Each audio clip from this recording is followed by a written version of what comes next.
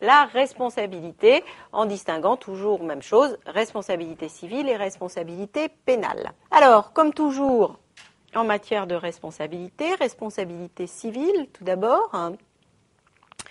Alors, responsabilité civile, je ne rappelle pas, ou je le rappelle très vite, les conditions habituelles de la responsabilité civile doivent être réunies, c'est-à-dire, il faut qu'il y ait un fait générateur de responsabilité, il faut qu'il y ait un dommage et il faut un lien de causalité entre le fait générateur et le dommage. Bon, mais ça, c'est la règle générale, c'est le minimum, on va dire. Alors, donc, cette responsabilité des gérants, dans quel cas est-ce qu'on va la constater? Eh bien, première hypothèse, lorsque le gérant enfreint des lois qui s'appliquent à la SARL. Donc là, on est à la fois dans le domaine civil et le domaine pénal, parce qu'une infraction, c'est le domaine pénal. Mais une telle infraction va engager sa responsabilité à l'égard donc de la société, parfois à l'égard aussi des associés. Donc, par exemple, on cite toujours les mêmes exemples. Je vous rappelle que dans un devoir, les exemples, c'est extrêmement important. Quand vous avez un peu de mal à expliquer une notion, il n'y a rien de tel que de donner 2-3 bons exemples qui vont montrer à l'examinateur que vous avez parfaitement compris. Alors, défaut d'établissement des comptes sociaux, c'est une obligation. Eh bien, le gérant qui ne le fait pas, si ça entraîne un préjudice, et ça peut très bien, il sera tenu de réparer le préjudice. L'obligation également, les comptes étant établis, de convoquer pour l'approbation, le gérant qui omet ça engage, là encore, sa responsabilité. Le gérant qui trouve le moyen donc de répartir des dividendes fictifs commet une infraction pénale, laquelle engage sa responsabilité civile. Ne parlons pas, bien sûr, mais enfin on va le citer quand même, de l'abus de biens sociaux, du délit de présentation de comptes non fidèles, qu'on étudiera ensemble en fin d'année. Tout ça, ça engage la responsabilité civile du gérant.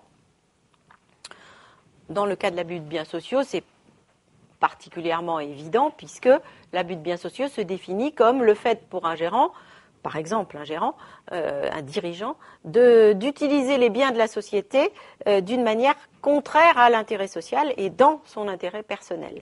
Donc si c'est contraire à l'intérêt social, il y a souvent, très souvent, un préjudice en la matière et donc il faudra réparer le préjudice. La violation des statuts, c'est la même chose. Je l'ai déjà évoqué, le gérant a outrepassé les pouvoirs qui lui sont précisément accordés dans les statuts, par les statuts. Il est allé au-delà. Le résultat n'est pas favorable à la société. Elle subit un dommage. Il peut être amené à réparer. Et puis, il y a les fautes de gestion proprement dites, c'est-à-dire que même si le gérant est resté dans le cadre des pouvoirs que les statuts lui accordent, il peut avoir mal exercé les pouvoirs en question. Donc des négligences, par exemple le défaut de paiement de cotisation sociale. La société avait la trésorerie pour payer, le gérant qui avait autre chose à faire n'a pas payé les cotisations sociales. Où est le préjudice pour la société? Bien sûr. Voilà, c'est les pénalités, intérêts éventuels qui seront perçus. C'est à lui de réparer. Le défaut d'assurance d'un véhicule, assurance obligatoire. Donc là, on est dans les fautes de gestion, on est aussi dans la violation d'une règle légale. Ce n'est pas une règle spécifiquement applicable à la SARL, mais c'est une règle légale. Eh bien ça, c'est susceptible de donner lieu à indemnisation. Le fait de ne pas consulter les associés, notamment lorsque la société se trouve confrontée à de graves difficultés, le gérant fait comme si de rien n'était, ne réagit pas et ne consulte pas les associés. Tout ça ne peut que conduire à une dégradation de la situation. Là encore, responsabilité civile. Ou encore, bien sûr, de la conclusion de contrat qui se révèle désastreux pour l'intérêt social. Petite précision intéressante, en cas de pluralité de gérants, eh bien, le tribunal, puisqu'il va y avoir dans cette hypothèse-là, une demande de réparation qui va être faite au gérant pour soit une violation des statuts, soit une mauvaise gestion, soit une infraction à la loi sur la SARL. Eh bien, le tribunal qui est confronté à une telle demande de la part des associés, et sachant qu'il y a plusieurs gérants, va essayer de déterminer qui est le responsable ou le principal responsable de la faute qui a été commise. Donc, il va essayer de déterminer à quel niveau chaque gérant a contribué à la réalisation du dommage.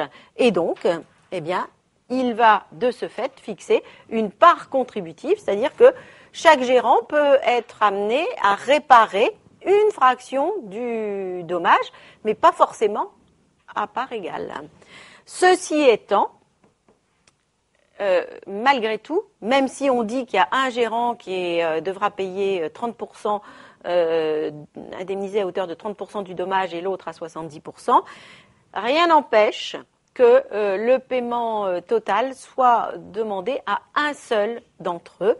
Et donc, ça révèle bien qu'il s'agit d'une responsabilité solidaire. C'est ce qui caractérise la solidarité. Voilà donc pour les cas où la responsabilité d'un gérant peut être engagée. Parlons rapidement de l'action en responsabilité. Donc là, ce sont juste des petits rappels. Je vous renvoie à ce que nous avions dit tout à fait au début de l'année et qui concernait l'ensemble des sociétés. Il peut y avoir une action individuelle qui est le fait d'un associé qui a personnellement subi un préjudice. Et dans ce cas-là, eh bien, si l'action aboutit, qui va être indemnisé? C'est le demandeur. L'associé qui a subi le préjudice demande réparation. Eh bien, le gérant est condamné, c'est à lui qu'on va verser les dommages et intérêts en question. Ça, c'est la première hypothèse. L'autre hypothèse qui est plus fréquente, c'est l'hypothèse de l'action sociale.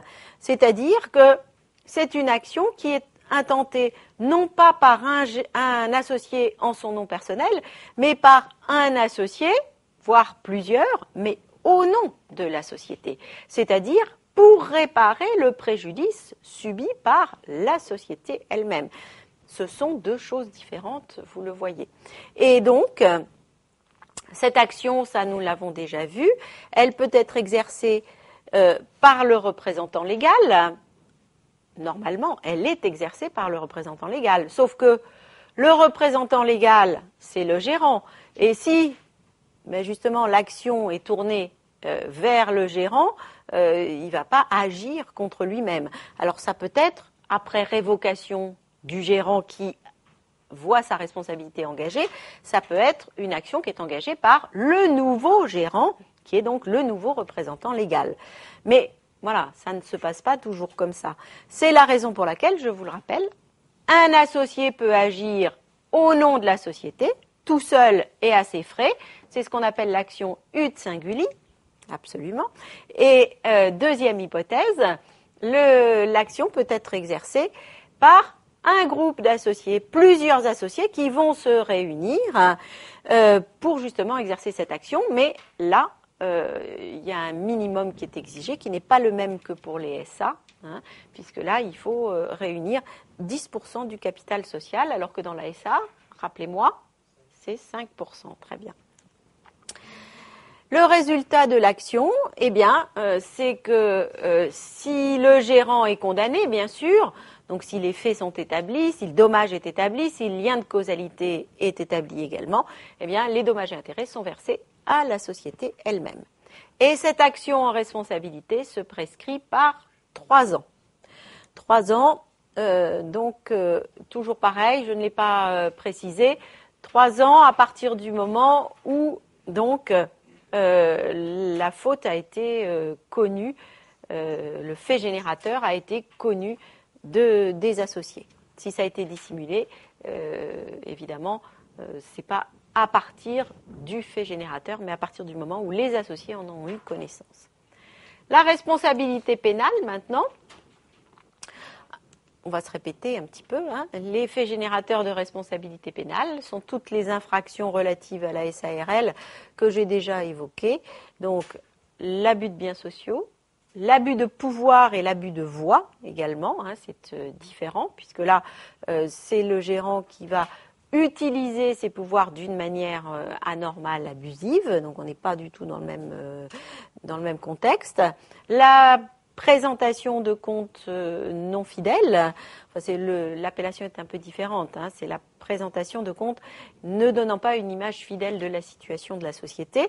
Donc, ce qui est très grave parce que c'est susceptible de tromper des tiers, hein, qui vont peut-être s'engager envers la société sur la foi de ces comptes qui ne sont pas fidèles, et donc c'est lourdement sanctionné. La répartition de dividendes fictifs, j'ai déjà cité. Le défaut d'établissement des comptes également. Et puis, quelque chose que je n'ai pas encore évoqué, c'est l'émission de valeurs mobilières, hein, puisque les parts sociales, nous le verrons, ne sont pas des valeurs mobilières. Et donc, il est strictement interdit à un gérant d'émettre de tels titres, sauf, sauf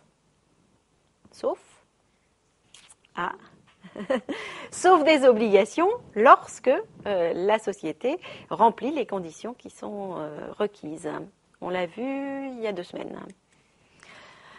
Les sanctions de la responsabilité pénale, il s'agit de délits, hein, tout ce que j'ai cité là, ce sont des délits, ce qui veut dire qu'il y a à la clé des peines d'amende. Alors, pour les premiers délits que j'ai cités, qui sont les plus graves, c'est 375 000 €, hein, l'abus de biens sociaux. Pour le défaut d'établissement des comptes, par exemple, c'est 9 000 € d'amende. Et puis, bien sûr, peine d'emprisonnement jusqu'à 5 ans, c'est le maximum. Hein, vous le savez, quand on cite les peines, là aussi, c'est le maximum. Tous les gérants qui sont condamnés pour abus de biens sociaux ne sont pas condamnés à payer 375 000 € d'amende, hein, évidemment. Et ils ne sont pas tous condamnés à 5 ans de prison non plus. Ouais, oui, et ils ne seront pas tous poursuivis, sans doute aussi. Voilà, donc ça c'est pour les infractions les plus graves. Voilà, sur ces bonnes paroles, eh bien, nous quittons et nous nous retrouvons bientôt pour parler des conventions dans la société à responsabilité limitée.